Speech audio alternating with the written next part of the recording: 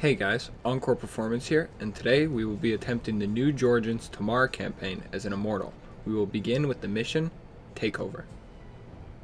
Our final objective in this mission will be to seize Yury's monument from him, but we'll have a lot to do before then. Starting off, we'll have to meet with Zakar. After doing so, he'll grant us the surrounding buildings and units. We are then instructed that liberating and restoring the nearby fortified churches will encourage others to join our cause, so we begin with that, by simply using our hero units to either kill the enemy blue ones, or to heal our own, since that's all Tamar can do. We can easily liberate the first church. Once the units have all been slain and the church has been repaired, it grants us a few villagers, but more importantly, the surrounding resources and some much needed map control. Upon doing this, we head over to the second closest church, which our heroes again have no issue wrapping up.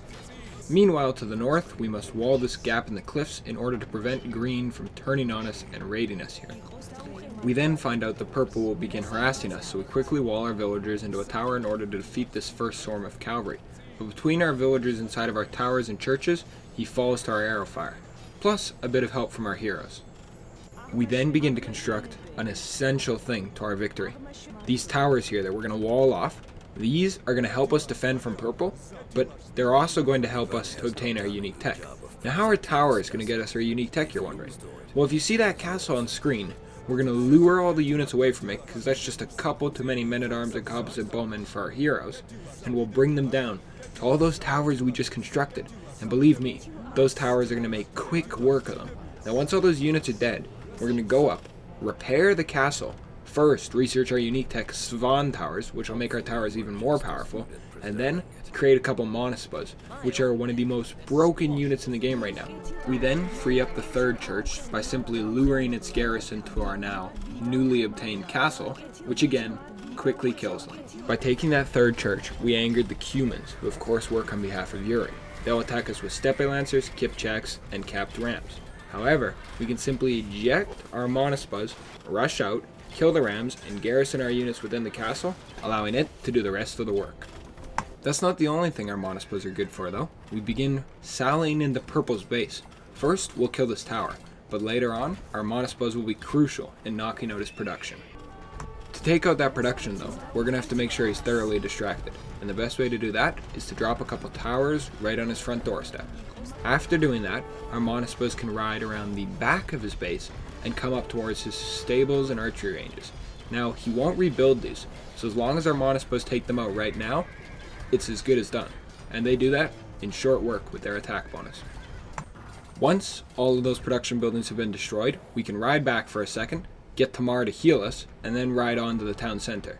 Now, the Seljuks will resign when they have less than one town center, so none, and less than 3 villagers. So firstly, we'll kill the town center, then we'll finish off all the villagers, causing him to resign, delete all of his military units, towers, and excess military buildings. Once he's deleted everything and resigned, we can go and seal off the north of his base before sending our monks in order to A, convert his university, which we can't build at the moment, and B, capture his only relic, which of course is going to add an arrow to the fortified church's put in, as well as generating 30 gold a minute for us. We won't be able to build universities until we defeat the central Aznuri village, but we'll just borrow purples for now in order to get our necessary techs, since I don't think he's going to be complaining anytime soon. We then finally liberate the 4th village and repair the church, granting us some much needed stone for some more towers, before sending our large group of Monospas into green space. Not only will he not repair or rebuild his buildings, he also can't because he doesn't have any villagers. So we'll focus the siege workshop first in order to stop his production of capped rams, the only real threat to our castle, before retreating back to said castle for the protection of its arrows in order to kill his army, before sending our Monospas back out at the nearest chance and continuing to attack those stables and siege workshops. We then repeat this game of cat and mouse, as well as using our hero Ivano in order to lure away his kipchaks, before we've destroyed all of his production buildings except for his one castle. However, we have a way to do that as well. By simply out-microing the castle's arrows with Ivano himself, while building towers up on the cliff where they'll receive the plus 25% bonus damage, as well as the extra arrows for the villagers garrison inside, we can deal substantial damage to the castle until it's low enough that Ivano himself can run up and take it out with a simple blow of his sword. We then get the rest of the small garrison guarding the chief to follow us into our tower fire, before sending in a large group of Monospas once again in order to kill that chief, taking the humans out of the game. Now, our only remaining enemy is Yury and the Asnuri. We bring our villagers down as we are capturing the top Asnuri village. These villages can be captured by destroying the tower and then killing the Asnuri royal inside, and each one is going to grant us a building. This top one grants us castles, which is what all of our villagers are coming from the top to do, as Yury is now going to begin producing units, which are going to begin flooding us very fast. Our only way to stop them?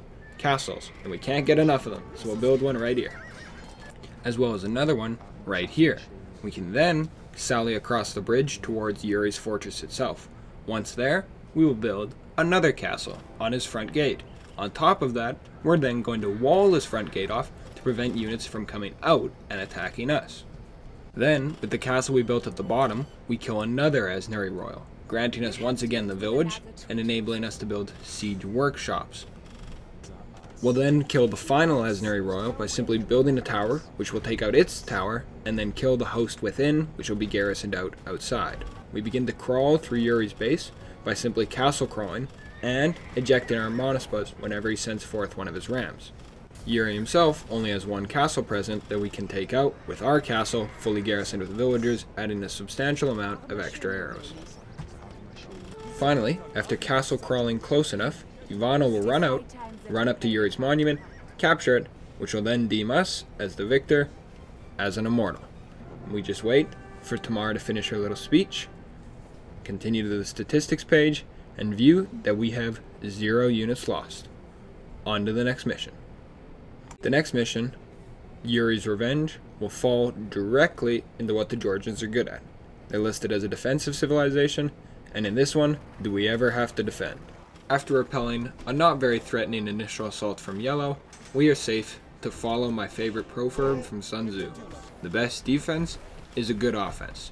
So, we'll go on the offense by building a large number of petards and sending them towards Teal's castle. Once there, our petards can begin their celebration into 2024 by going out with a bang. After destroying Teal's castle, his village will be occupied by Zakar, who is our loyal ally.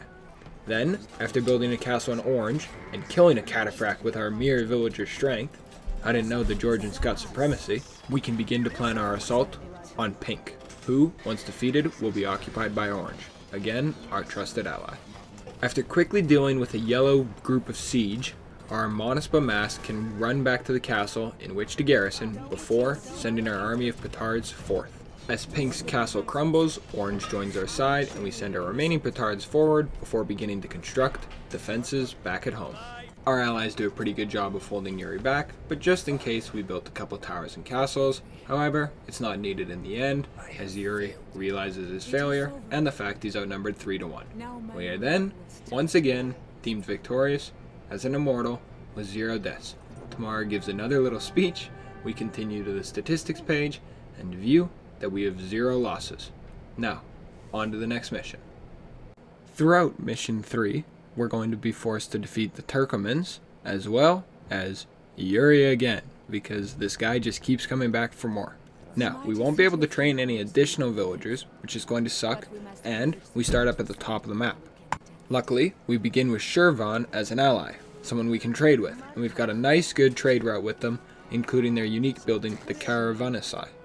Now, across a large portion of the map is going to be the Encore countryside, which is going to be just a couple of buildings and units. They only have a couple villagers on one side of the map, they don't really produce much, and destroying their buildings gives us loot, like for raising them. So you'll see that in the top right. They've also got a monastery with a relic, which is pretty nice to have.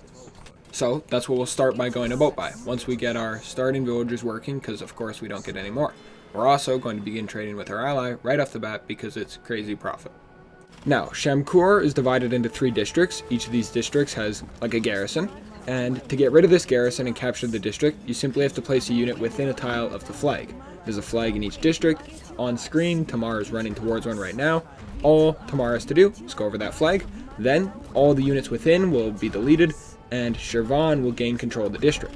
This will allow Shirvan to build more troops and tribute more resources to us whenever they tribute us. We'll start with this, just because the military aid from Shirvan is going to help, since obviously we can't lose units, and the extra resources are going to be very good for building stuff, getting upgrades, and dropping more castles towards the enemy. Blue is going to build the trebuchets, so that'll be an issue for our castles, but as long as we have just a couple of our unique unit within our castle, we should be good to deal with them until he starts to actually push army up with them. After liberating the second district of the city, Yury will reach the Imperial Age. It's not related, but it's right around the same time for us. Yury will reach the Imperial Age, causing him to turn on us, adding a second powerful enemy, as he's going to be building Cuman Paladins along with Kipchaks and Rams, which are not very fun to deal with. The Turkomans are going to mainly invest on navy, but with all of our castles here right along sort of the only river into the sea, it's not a very good investment for him, to say the least. We can then capture the third and final district of the city just by riding a couple Monospas in. They'll tank the damage, capture the flag, and the city is ours, which is very good, and now this is when Shirvan really starts to produce and help out on the military side of things. We can then begin pushing blue, obviously by placing some castles, relying on Teal's military to kill his trebuchets, and using our trebuchet along with villagers to repair in order to take out his first of many castles. Of course, when Teal's military isn't around to get rid of the castles, we can just send in our own, which is obviously going to be our unique unit, the Monospa, which does very well. You can also use them to snipe a couple buildings, which he won't really rebuild, and once we've taken those out, we can then press on to another castle with our trebuchets. This time we now have 3 since they're safe within our castle fire. He's obviously going to try and fight a treb war against us, but we're immortals, we always win treb wars. We then press on, and after taking out the last of his production buildings and his last stable, blue will finally resign, but after this, yellow's really going to step up production, and Shirvan's pretty much going to stop sending military aid, which is pretty bad. They'll still tribute resources, but that's about it. The one nice thing about yellow compared to blue is yellow's not going to build trebuchets, only obviously siege rams, which are still a threat, but less of a threat. But he has 2 siege workshops, and we can destroy one just like so. After moving up with a couple castles, we're going to be pincer maneuvering, so castles on each side of him. And as these are going to be coming up, when he sends units to one castle, we're going to strike from the other side. We can also take a relic from him, not that it really matters, but we can successfully evacuate this relic, which is going to boost us a little bit considering we already have 4, why not go for 5? And after building just a couple more castles to the north of Yellow's base, we can then eject a couple trebuchets, which will take out one of his castles, knocking out those very pesky Kipchaks. We can then launch the rescue mission of the century, as we send a couple of monks in box formation with Monospas in order to capture Yellow's relic and seize it from him. Again, it's really not that big of a deal, but it's a symbolic sort of thing. We can also take out his production buildings with a large group of Monospas thanks to the very heavy attack. And after we take out that barracks and stable, and then Yellow's final town center, he will resign, causing him to delete his castle and begin deleting all of his villagers, which of course isn't very good sport. We were going to convert those. Come on, Yellow. Thankfully, that means that we have now done Mission 3 as an Immortal. Tamar gives another speech, even though they're starting to get more demoralizing than moralizing with how many of them we've been having. I've been talking to some of the men and they agree. We then check the statistics page quickly, and of course, 0 units lost, 1738 killed. Now, as we head into Tamar the Builder, I think builder is the wrong word. I'd say the deconstructor. We will have an ally, and similar to the last one, we're going to have to sort of support them. As we take these villages, it's going to boost how many units he's making, what age he's in, what upgrades he has, and once we take them all, he'll advance to the Imperial Age and build a post-imp army. So we can instantly rush this first blue one, and with just a couple of our horses and Tamar to heal them, we can take down the town center, which will be replaced by a castle, and then the village will be granted to our ally, the Zakarian brothers, whose army composition we can actually choose. It's either 210 for swordsmen and cavalry, or 220 for pikes and archers. Since most of these garrisons are garrisoned by either camels or cavalry archers, we're going to be choosing the archer and pikes option. And again, just by acting with haste, we're able to take out a second town center, which is good because this castle is going to be crucial for us from defending from the Saracens, who aren't quite an enemy, but momentarily they will be. Orange doesn't really do good as well until we liberate those castles, so he's kind of getting wrecked by purple, but once we liberate all those villages, he will be a force to be reckoned with, which of course is a good ally to have. When we head to liberate the third village, we're actually going to encounter Surprise. He's got ships surrounding it. Thankfully, they barely do enough damage to the Monospas to even last, because of course Monospas do heal based off what age you're in. So it's very little damage, and once we bait them onto the shallows, we can actually just kill them with our Monospos, which is good for us. Then, with the unguarded TC being left, we'll take it down, granting the Zakarian brothers 3 out of 5 villages already. Now is when that bottom orange castle really starts to help, because we can see the Saracens are actually also sending a post-imp army that's wrecking quite a bit of havoc. Thankfully, once all of the units are dead except for the siege, our Monospos can sally out, and by all of the units, I mean most. Those archers were camouflaged along the wall.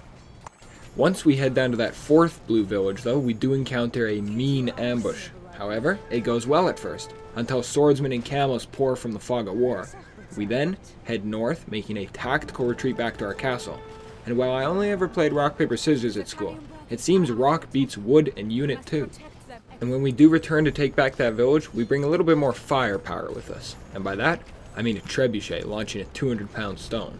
And with this village liberated, the Zakarian brothers will upgrade some of their units to the Imperial Age form, such as the Halberdier, even while remaining in Castle Age. We can see them in action here against those blue village defenders, and man, those village defenders don't stand a chance when they're perfectly countered.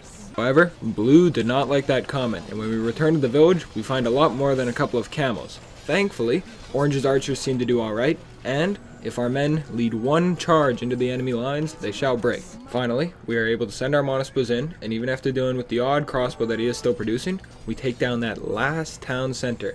Finally, taking the Zakarian brothers to the Imperial Age, where they can begin to build proper siege. After this, while they're not on our objective list, we can attack the Saracens, because I'm still a little bit upset of them after recently watching Kingdom of Heaven. We'll start with 2 castles right on their bridge, which should be able to kill down most of their army, before flaring Orange's army into their base, where we'll let him handle the dirty work. We can also help to defend him by building a couple of castles up here for him, and once we check down, it looks like his trebuchets are doing amazing. His castle is certainly to go down, and he'll probably get Green Siege Workshop as well. And after just a couple of moments, once Orange has replenished his forces with another AR army, we're going to push in, and this time, we're going to do some real damage. We then, once again, send one final cavalry charge across the bridge, which will take out Green's town center, then a couple of his villagers, causing him to resign and delete all that is left to his name. Now, our main objective is still to defeat the Sultanate. But first, we're going to take a boat trip while we let Orange stream his armies towards them. For some reason, I think Orange is going to do okay. Now, as it turns out, I was wrong. Orange was massacred. This is why we're going to need another ally. We can send our fleet north towards Trepovan, which, in order to take and give it to our nephew Alexios, we must simply reach the town center. However, if we go from a land-based assault, we are far too outnumbered.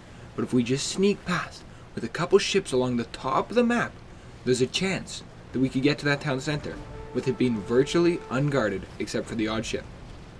And once those odd ships have been defeated, we send our transport hugging the same path we just did, with our hero, 8 villagers, and a trebuchet, our masterpiece.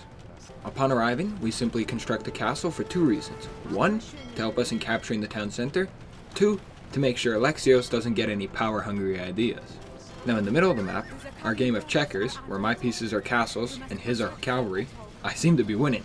But if we head back to the top, our trebuchet will destroy this one gate before we can take Tamar and run up to the town center without killing a single unit and capture it, granting it to our ally, Alexios. Now, Alexios states, it's just feeling too dull here. And you know what, I kinda get him. So, while he builds a nice wonder, I'm just gonna add in a couple of castles. Plus, we have to defend his wonder while he completes it before he actually begins sending a large amount of military aid. He'll make a couple of troops to defend the wonder, but if we want him full out on our side, we gotta make sure this thing goes up. And our castles do add to the visual. Once the wonder goes up, with the Zakarian brothers attacking from the south and Alexio from the north, the enemy's flanks are covered. So this means we must attack the center. And we go right up through the center indeed. And while it does seem purple's discriminating towards our color a little bit, it's alright. It's giving our allies the opportunity they need, even though I am facing off hordes of units alone. But we are making progress. Yellow manages to take out a castle up the top. I've built a couple more castles in the middle, and Orange has just taken out one at the bottom. This is pretty good. Yellow has also watched our last mission and seems very insistent on taking away Purple's relics, even though they're of no real value this late in the game. Then, with a couple of well-placed Monospor raids in order to take out some of Pink's production, it helps our allies to mass even more of their own units, which of course in turn takes out more production, until finally, we take out what was helping Pink stay in the game. His monastery. His relic. Of course I'm joking, but Yellow will be pleased to see it's out on the map now. We then build a castle, which unfortunately blocks Yellow's monk. True tragedy. And, as Pink resigns, Yellow's monk makes the last dash. It's the 50 meter, 40 meter. He's almost there. He's gonna make it. But wait, he's got a cramp in his leg. It was that last hill. He's so close. So close. And he grabs it. He makes it in time. What a champion. That relic, that's his gold medal. Then, we go to the statistics page. 1767 killed, 0 units lost. This is another well done mission as an Immortal. Finally, as we head into our last mission, Mission 5, but it's more like Mission 5 and 5.5 because it's broken into 2 parts. Now, in the first part, our goal is pretty much to gather supplies, sabotage the enemy supplies with what we can make do without any villagers. We'll gather resources from destroying supply depots and we'll earn some slowly by taking out villages. So we'll instantly send a couple of cavalry archers to the village just north of us, which they'll do pretty good with a bit of micro. Of course, Tamar is healing them as well. There's the odd pesky onager, but it's no match for our doubt wait, I meant Hera micro, not doubt. Then we would be playing as a pacifist. The majority of the supply depots we can just snipe with trebuchets, so that's what you just saw there as we take out our second. We've now managed to upgrade the heavy cavalry archer, add a couple more cavalry archers, and get a lot of blacksmith techs, which of course are only going to help us as we push further. Then, as we kill this very tanky war elephant, we take out the supply depot with our trebuchet before heading on to the next village for us to liberate. And for this next village, we're going to be doing something a little bit different, using melee cavalry, which is the regular monk, in order to heal them. Not quite Tamar. However, they will get the job done as our cavalry archers head into this most northern village. This one's going to be tough because they've got the new Savar, which turns out not to be much of an issue once our heavy cavalry archers mass up and shoot a couple of volleys. And as our cavalry archers clean up that village, we head south, where our melee cavalry are doing exceptional.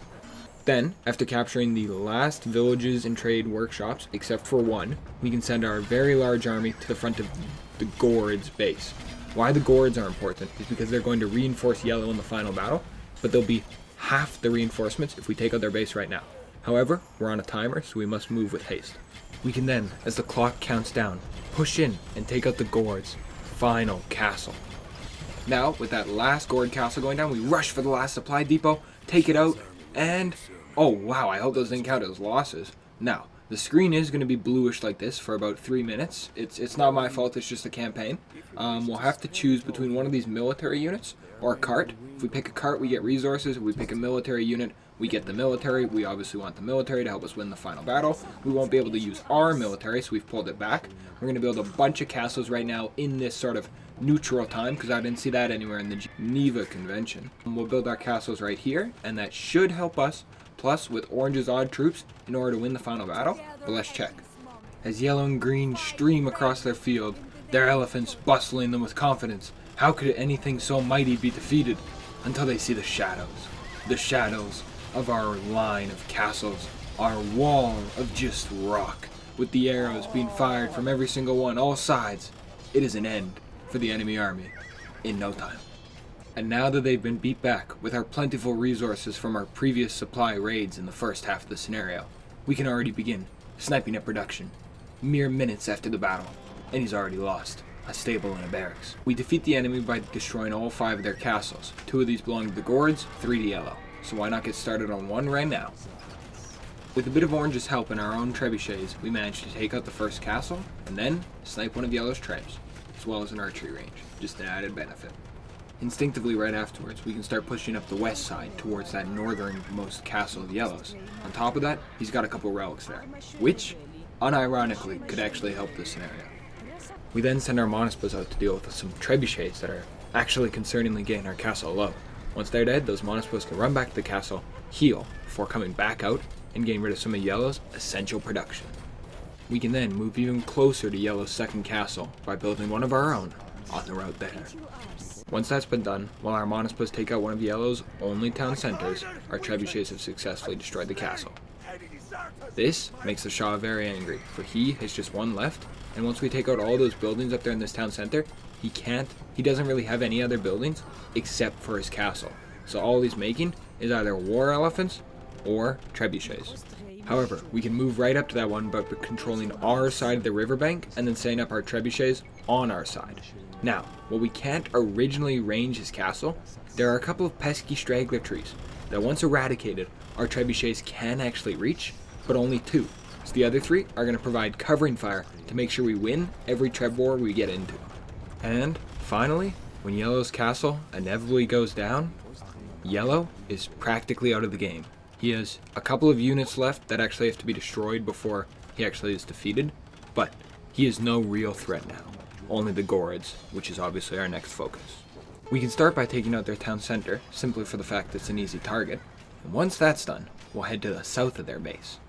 While Green doesn't build trebuchets or bombard cannons or anything as annoying as that, he does make siege elephants, which come pretty close.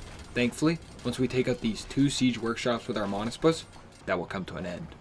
We can then capture these relics here from this green monastery, or at least liberate them, just in spirit for Alexios. After that, it'll be the same strategy. We'll guard with our Monospus, build a castle on Green's front door, send up our trebuchets, take out this castle, and then do the same for the top one. Now let's watch it happen. Except there's just one problem with you guys watching that happen. Because guess what, guys? It already has. Both of Green's castles are destroyed, and momentarily, the statistics will come up. But first, I think, big surprise, I think Tamar has got a little speech for us. Have I finally evoked something in you? Is it your respect for my mother's victory against the Shah, the man whose defeat was the crowning jewel of your father's achievements, that makes you spare my life? Is that why you offer me the bow that moments ago was to kill me? And yet, I will. My mother brought Georgia to heights previously unthinkable. She contended with the greats of her time and bested them all. She left behind a magnificent legacy. But for all my efforts, I have failed to preserve it. I'm not worthy of Tamar the Great, nor have I ever been. If submitting to your rule will save what is left of her kingdom, then I will accept your friendship. Well, Tamar's daughter, you know what they say, you gotta do what you gotta do to stay alive. That's the Immortal motto. So, that's the last mission done as an Immortal. You can see right there, 0 units lost. Thank you guys for watching very much. My Discord is going to be in the link if you want to join and suggest another campaign. And I hope you guys all have an amazing 2024.